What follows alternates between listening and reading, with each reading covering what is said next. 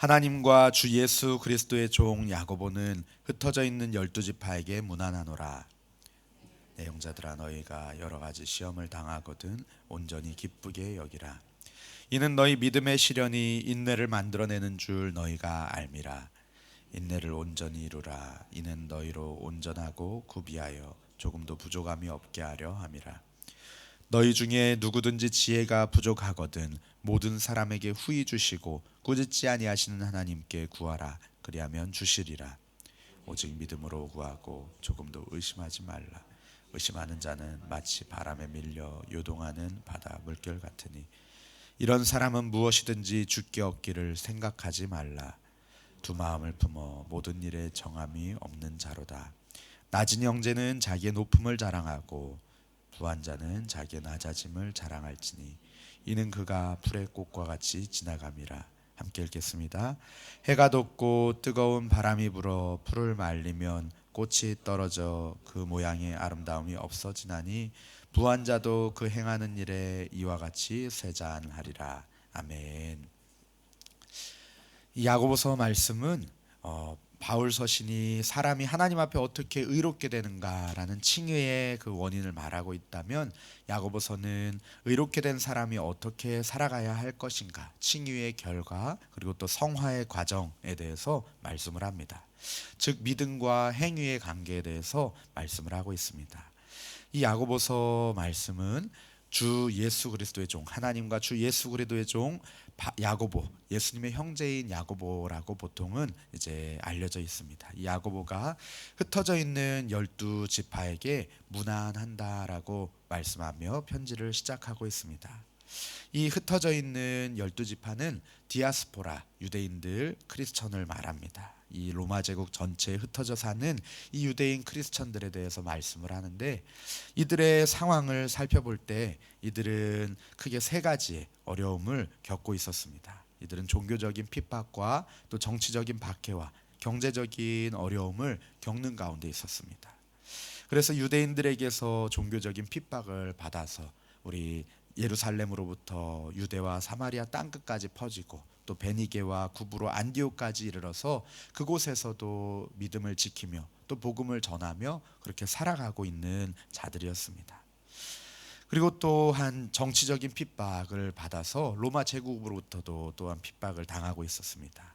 다행히 아직까지는 심각한 정도는 아니었지만 그리스도인들이 정치적인 핍박을 당하고 있었습니다. 이것은 야고보의 순교 사건이나 베드로가 감옥에 갇힌 사건을 통해서 짐작하고 알 수가 있죠. 그리고 마지막으로는 경제적인 어려움 가운데 처해 있었는데, 사도 바울이 이 글라우디오 황제 때 큰 흉년이 발생했을 때 부조 헌금, 구제 헌금을 가지고서 찾아가서 예루살렘을 방문했던 사실을 통해서 그 지역 전역에 어려운 경제적인 어려움이 있었다는 것을 알 수가 있습니다. 이러한 것들을 우리가 간단하게 배경으로 가지고서 말씀을 함께 살펴보기를 원합니다. 우리들에게 시험은 누구에게나 찾아오고 각자 다양한 형태로 예외 없이 다채롭게 찾아옵니다. 이에 대해서 우리 그리스도인들은 어떻게 반응해야 할까요? 야고보서는 놀랍게도 이 시험을 기쁘게 여기라라고 감당합니다. 그것도 온전히 기쁘게 여기라고 말씀을 하고 있습니다. 2절 말씀을 보면은 내 형제들아, 너희가 여러 가지 시험을 당하거든 온전히 기쁘게 여기라라고 말씀을 합니다. 우리 말에도 피할 수 없으면 즐기라라는 말도 있죠. 그런데 그것을 뛰어넘는 말씀입니다. 온전하게 기쁘게 여기라라는 말씀입니다. 상황은 객관적인 사건이지만 그 상황을 대하는 태도에 따라서 비관적일 수도 있고 또 기쁘게 여길 수도 있습니다. 제가 집사님 오늘 너무 춥네요 그랬는데 어떤 집사님은 그러게요, 시원하네요 라고 웃으면서 또 받으시더라고요. 상황이 자기 생각과 행동을 통제하게 할 것인지 아니면 자신이 상황을 해석하고 통제할 것인지는 당사자의 몫입니다. 상황을 바꿀 수는 없다가 할지라도 상황에 휘둘리지는 말아야 할 것입니다. 우리 3절은 야고보가 형제들에게 시험을 당할 때 기쁘게 여기라고 한 그 이유에 대해서 말씀을 합니다. 3절 말씀을 이는 너희 믿음의 시련이 인내를 만들어내는 줄 너희가 알미라 라고 말씀합니다. 시험은 아주 빨리 없어져야 할 대상이 아닙니다. 왜냐하면 이 시험이 검증된 믿음과 인내를 만들어내고 결국에는 우리를 부족함 없는 온전한 하나님의 사람으로 세우기 때문입니다. 따라서 시험이 우리 앞에 닥쳐올 때 좌절하고 넘어질 것이 아니라 이렇게 생각하고 기도해야 할 것입니다. 첫 번째는 시험 상황을 믿음의 검증 상황으로, 검증 과정으로 이해하는 것입니다. 평상시에 공부를 열심히 못했던 친구들은 시험 기간이 두렵고 피하고 싶은 시간일 것입니다. 하지만 평상시에 열심히 공부한 사람들은 시험 시간이 기다려지고 오히려 그 시간을 즐기고 또 시험 후에는 좋은 점수를 기대하고 있을 것입니다. 말씀에 의지하여서 하루하루 믿음의 선한 싸움을 싸워내고 있다면 시험이 닥쳐올 때에 두려워하지 않고 내 믿음이 얼마나 성숙했을까? 내가 얼마까지 이걸 또 감당할 수 있을까? 하나님이 이 일을 통해서 나에게 어떤 은혜를 주실까를 우리가 기대하며 그렇게 우리의 시험, 우리 믿음이 얼마나 성숙되었는지를 판단하는 도구로 사용할 수 있다는 것입니다. 둘째로는 이 시험 상황이 끝이 아니다, 절망이 아니다라는 것입니다. 믿음의 시련이 인내하고 연단되는 훈련의 과정임을 기억하라는 말씀입니다. 강한 부대일수록 훈련의 강도가 어마어마하게 높습니다. 특별한 임무를 맡은 부대들은 그 병사들을 아주 강력한 훈련으로 매질을 합니다. 또 세계적으로 유명한 선수들, 김연아나 박지성 선수나 발레리나 강수진 선수 같은 그런 운동 선수들을 보면은 고된 훈련을 이를 악물고 즐기면서 오히려 견뎌냅니다. 그렇게 될 때에 훌륭한 선수로 세워지게 되는 것이죠. 우리도 믿음의 시련을 통하여서 인내하고 연단되어 훈련받으면 믿음의 거목이 될 줄로 믿습니다. 하나님께서는 우리에게 감당할 시험밖에는 주시지 않는다고 하셨으니 우리 그 믿음 가지고서 그 시험이 닥쳐올 때 정말 온전히 기뻐함으로 견뎌내고 그 안에서 역사하실 주님을 기대하는 저와 성도님들 되시기를 간절히 바랍니다. 4절 말씀에는 인내를 온전히 이루라. 이는 너희로 온전하고 구비하여 조금도 부족함이 없게 하려 함이라 라고 말씀합니다. 시험이 인내를 만드는 이 3절 말씀의 과정을 계속하라는 뜻입니다. 이 과정은 온전하고 성숙한 하나님의 백성을 만들어냅니다. 예수님의 장성한 분량에 이르기까지 우리들을 자라게 합니다. 세상 영향력에 흔들리거나 추종하지 않고 하나님과의 바른 관계 안에서 하나님의 말씀에 충성하는 경건하고 의로운 사람으로 세워질 것입니다. 종교적인 환난과 정치적인 위협과 경제적인 어려움, 그리고 또 교회 안에 있는 그 차별과 다툼의 문제들, 이런 어려움들을 겪고 시험을 겪고 있는 디아스포라 유대인 크리스천들을 향해서 이러한 시험들을 기쁘게 인내하고 감당하라고 권면하고 있습니다. 로마서에서도 환난 중에 인내함이 열매를 맺고 또 소망이 된다라는 말씀을 우리에게 주시죠. 로마서 5장 3절 말씀에 보면은 다만 이뿐 아니라 우리가 환난 중에도 즐거워하나니 이는 환난은 인내를, 인내는 연단은 소망을 이루는 줄 알미로다라고 말씀을 합니다.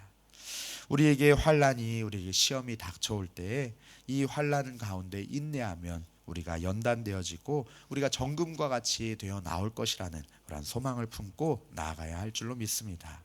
또 온전하고 구비하여 조금도 부족함이 없게 하려 한다라고 말씀합니다. 데살로니가 교회는 박해와 환난 중에 인내함으로 칭찬받은 교회이죠. 우리 데살로니가 후서 1장 4절 말씀에 보면은 너희가 견디고 있는 모든 박해와 환난 중에서 너희 인내와 믿음으로 말미암아 하나님의 여러 교회에서 우리가 친히 자랑하노라 라고 말씀하면서 그 데살로니가 교회의 환난 중에서의 인내하는 그 모습을 칭찬하고 그 일로 인하여서 모든 교회들이 함께 은혜 나누는 그러한 것들을 표현하고 있습니다. 이처럼 시험이 닥쳐올 때 온전히 기뻐하고 인내하며 하나님의 역사하심을 기대하는 저와 성도님들 되시기를 간절히 바랍니다. 우리 5절 말씀에서는 너희 중에 누구든지 지혜가 부족하거든 모든 사람에게 후히 주시고 꾸짖지 아니하시는 하나님께 구하라. 그리하면 주시리라 라고 말씀을 하고 있습니다. 시험은 하나님이 허락하신 것이지만 배후에는 이 세상의 것들이 있기 때문에 혼자 힘으로 감당하기가 어렵습니다. 우리 자신과 하나님과 세상을 동시에 볼 수 있는 그러한 지혜가 필요합니다. 야고보서에서는 지혜를 두 가지 종류로 나누고 있습니다. 첫 번째는 진리를 거스르는 거짓된 지혜입니다.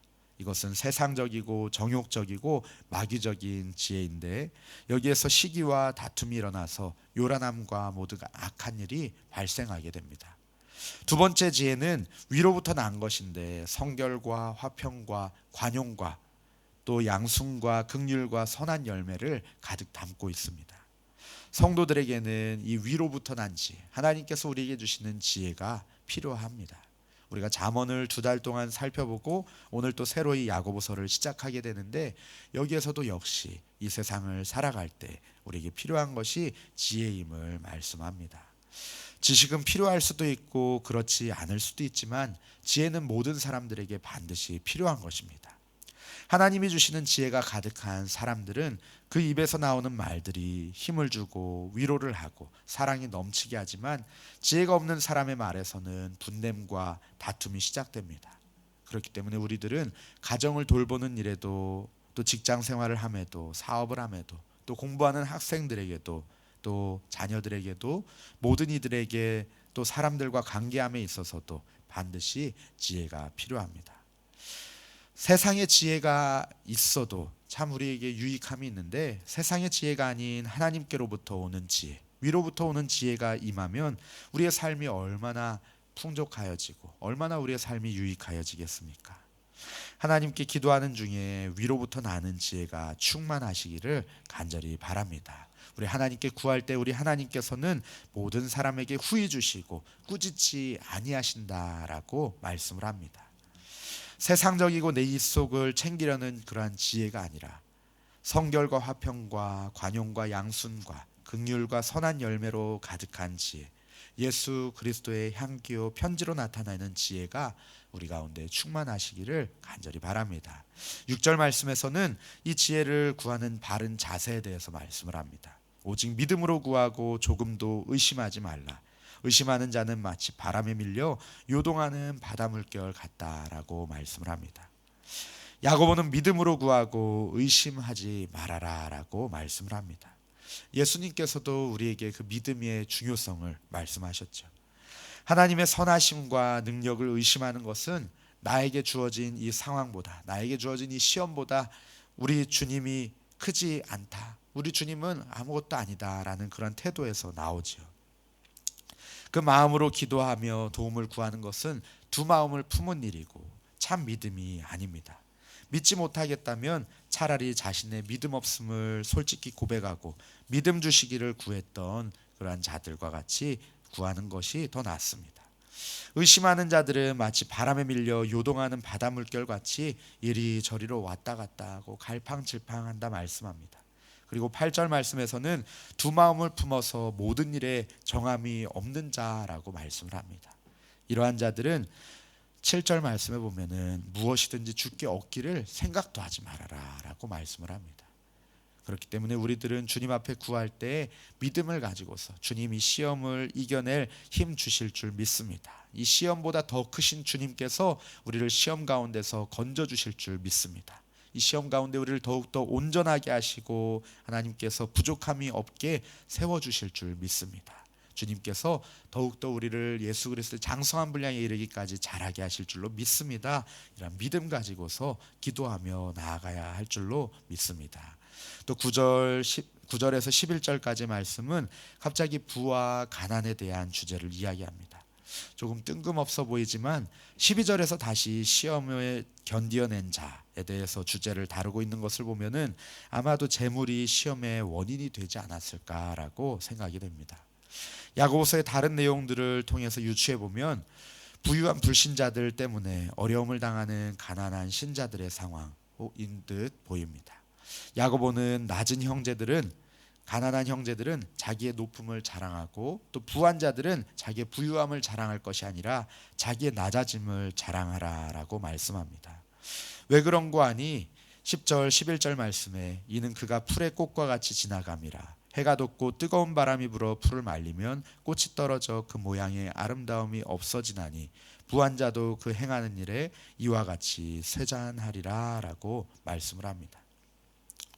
돈은 우리의 삶에 필요하고 유익하지만 자칫 잘못하면 사람보다 돈을 더 귀하게 여기고 심지어 하나님보다 더 위에 두는 금송아지 우상이 될 수도 있습니다. 돈보다 더 귀한 가치가 있습니다. 가난할지라도 하나님 앞에서 받을 영광이 있다면 우리에게 자랑거리가 되지만 부자여도 하나님께 받을 영광이 없다면 우리는 수치스럽게 될 것입니다. 유한한 돈의 영광보다 쇠하지 않는 하늘의 영광을, 하나님 나라의 영광을 추구하며 그것을 자랑하는 우리 저와 성도님들 되시기를 간절히 바랍니다. 바깥에 풀에 잔디밭에 나 있는 그런 풀들을 보면은 하루 혹은 일주일도 견디지 못합니다. 그 풀들을 볼 때마다 이 말씀을 기억하며 우리를 자랑하는 것이 아니라 겸손히 주님 앞에 나아가는 지혜가 있으시기를 간절히 바랍니다. 지혜의 눈을 가지면 세상에서 자랑할 만한 것이 시험거리가 되고 이 세상에서 탄식할 만한 상황도 감사할 만한 일이 됩니다. 이 모든 상황의 주도권을 하나님이 쥐고 계심을 믿고 하나님의 창조의 손길에 우리 자신과 우리의 모든 상황을 내어드리는 저와 성도님들 되시기를 간절히 바랍니다. 그럴 때 우리에게 인내를 온전히 이룰 힘을 주시고 또 시험을 이겨낼 지혜를 주실 줄로 믿습니다. 우리 시간에 함께 말씀을 붙들고 기도하기 원합니다. 함께 기도하실 때에 하나님, 우리에게 닥쳐오는 매일매일의 시험들, 하나님, 우리가 그것에 두려워하며 그것에 잠식되지 아니하게 하여 주시고 하나님, 그것들을 주님이 주시는 지혜로 이겨내게 하여 주시옵소서. 그 안에서 인내하고 연단되어서 우리가 소망을 품고 나아가게 하여 주시옵소서. 예수 그리스도의 장성한 분량에 이르기까지 우리를 자라게 하시고 온전하게 구비하시는 주님의 은혜를 경험하게 하여 주시옵소서. 우리 함께 간절히 기도하시겠습니다.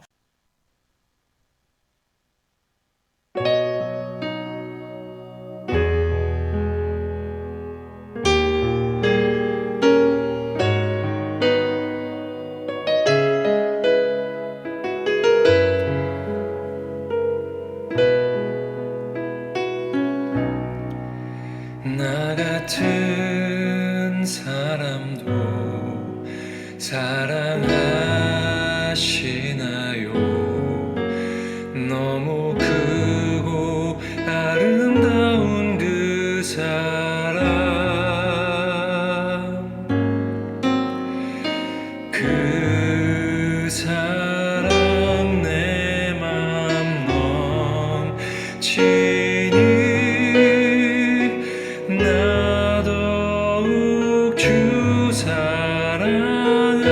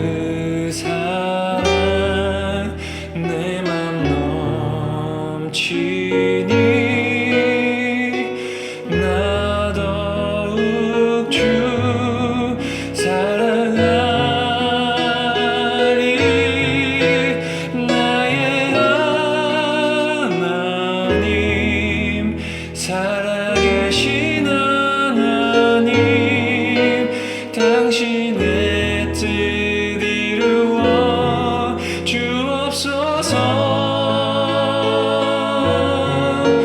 나의 하나님, 살아계신 하나님, 당신의